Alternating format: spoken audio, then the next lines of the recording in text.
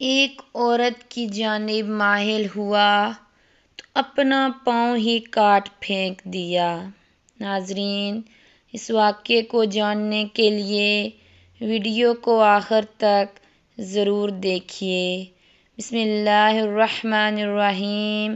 السلام علیکم ورحمۃ اللہ وبرکاتہ۔ بابا فرید رحمۃ اللہ علیہ اپنی سیاحت کے دوران بدخشاں بھی گئے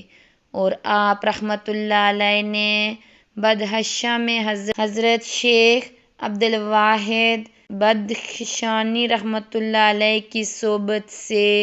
فیض پایا۔ بابا فرید رحمۃ اللہ علیہ فرماتے ہیں، جب میں حضرت شیخ عبدالواحد بدخشانی رحمۃ اللہ علیہ کی صحبت میں پہنچا اور میں نے انہیں سلام کیا، اس وقت آپ رحمۃ اللہ علیہ نہایت ضعیف ہو چکے تھے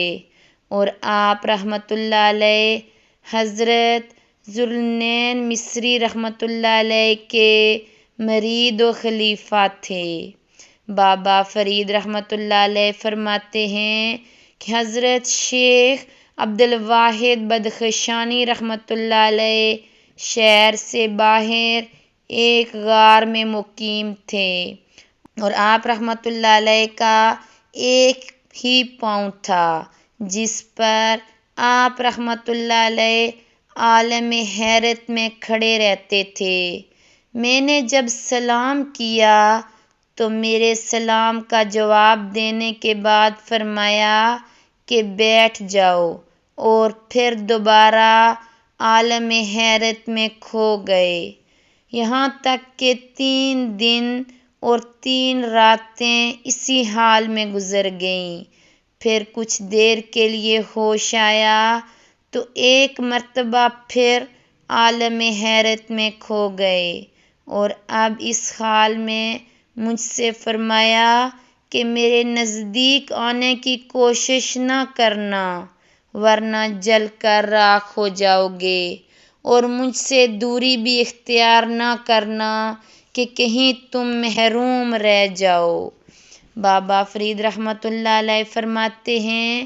پھر حضرت شیخ عبدالواحد بدخشانی رحمۃ اللہ علیہ نے مجھ سے فرمایا کہ میں 70 برس سے اس غار میں مقیم ہوں اور میرا رزق عالم غیب سے مقرر ہے، اور 30 برس قبل یہاں سے ایک عورت گزری اور میں نے انسانی حواس کی بنا پر اس کی جانب مائل ہوا، اور جب میں نے غار سے باہر قدم نکالنا چاہا تو غیب سے آواز آئی کہ تو نے وعدہ کیا تھا کہ تو میرے سوا کسی سے تعلق قائم نہ کرے گا۔ میں نے وہ غیبی آواز سنی تو اپنی کمر سے چھری نکال کر اپنا پاؤں جو غار سے باہر نکالا تھا وہ کاٹ کر پھینک دیا، اور اس وقت سے اب تک عالم حیرت میں مغرور ہوں اور نہیں جانتا کہ بروز قیامت جب مجھ سے اس کے متعلق پوچھا جائے گا تو میں کیا جواب دوں گا۔ بابا فرید رحمۃ اللہ علیہ فرماتے ہیں، میں نے وہ رات حضرت شیخ عبدالواحد بدخشانی رحمۃ اللہ علیہ کے پاس بسر کی اور اگلے دن افطار کے وقت 10 خرمے اور کچھ دودھ عالم غیب سے نمودار ہوا۔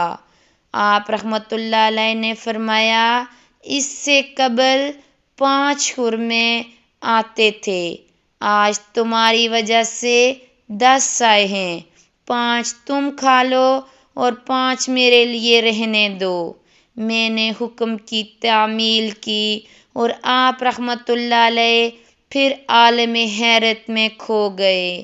بابا فرید رحمۃ اللہ علیہ فرماتے ہیں کہ اس دوران حاکم بدخشاں آیا اور اس نے غار کے باہر سے حضرت شیخ عبدالواحد بدخشانی رحمۃ اللہ علیہ کو سلام کیا اور عرض کیا کہ حضور، حاکم سیستان کے کارندوں نے میرا مال ناحق ضبط کر لیا ہے اور میں آپ رحمت اللہ علیہ سے اجازت لینے آیا ہوں کہ میں ان کے خلاف جنگ کروں۔ آپ رحمت اللہ علیہ نے فرمایا، میں خود ہی ظلم کو ختم کر دیتا ہوں، اور یہ فرما کر آپ رحمت اللہ علیہ نے پاس رکھی ہوئی چھری سیستان کی جانب پھینک دی۔ کچھ دنوں بعد خبر ملی کہ سیستان سے کچھ لوگ آئے ہیں جو حاکم بدخشاں کا مال لوٹنے آئے ہیں، اور ان لوگوں نے بتایا کہ کچھ دن قبل حاکم سیستان دربار میں بیٹھا ہوا تھا کہ دیوار شق ہوئی اور اس میں سے ایک ہاتھ نمودار ہوا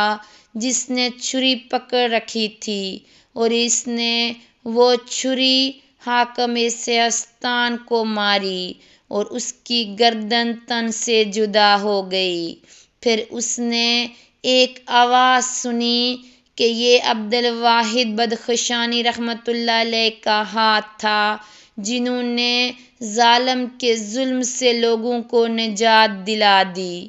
بابا فرید رحمت اللہ علیہ فرماتے ہیں کہ میں کچھ عرصہ حضرت شیخ عبد الواحد بدخشانی رحمت اللہ علیہ کے پاس مقیم رہا، اور میں نے آپ رحمت اللہ علیہ سے بے پناہ فیض و برکات حاصل کی، اور پھر میں آپ رحمت اللہ علیہ کی اجازت کے بعد وہاں سے رخصت ہوا۔ ناظرین، ایسے بھی کچھ لوگ ہوتے ہیں جنہیں اللہ غیب سے دیتا ہے اور وہ ظلم کا خاتمہ کرتے ہیں۔ اس طرح کی مزید ویڈیو دیکھنے کے لیے ہمارے چینل کو سبسکرائب کریں۔ شکریہ۔